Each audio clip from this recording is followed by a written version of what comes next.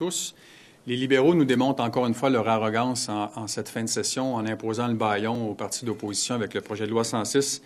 Les libéraux utilisent encore une fois la méthode forte en sachant très bien que ce projet de loi allait être une catastrophe annoncée.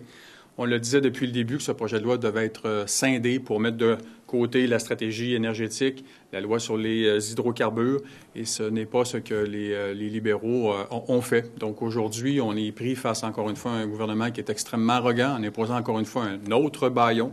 Et on est aussi, en terminant de mon côté, extrêmement déçu du travail du Parti québécois sur ce projet de loi. On a voulu déposer des amendements, être constructifs minimalement pour faire avancer le projet de loi, être capable de l'adopter dans les temps requis. Et aujourd'hui, on est face donc à un bâillon du gouvernement. Et ma collègue vous expliquera dans quelques secondes pourquoi nous voterons contre ce projet de loi.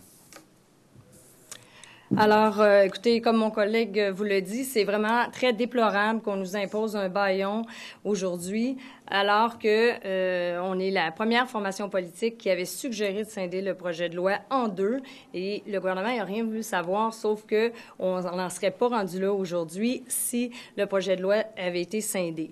Aujourd'hui, je vous annonce que la Coalition Avenir Québec va voter contre le projet de loi, parce que le gouvernement va augmenter les tarifs d'Hydro-Québec via ce projet de loi-là pour financer des projets de transport en commun, dont le SLR.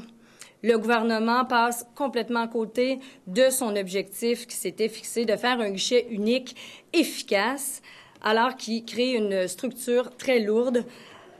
Et, écoutez, c'est très dommage, comme mon collègue vous le dit, après 100 heures de commission parlementaire, plus de 100 heures de commission parlementaire, je devrais dire, parce qu'on a dépassé les 100 heures, on n'a pas été capable de rassurer nos citoyens. Le gouvernement n'a pas pu répondre à nos questions. Il nous référait continuellement à la réglementation.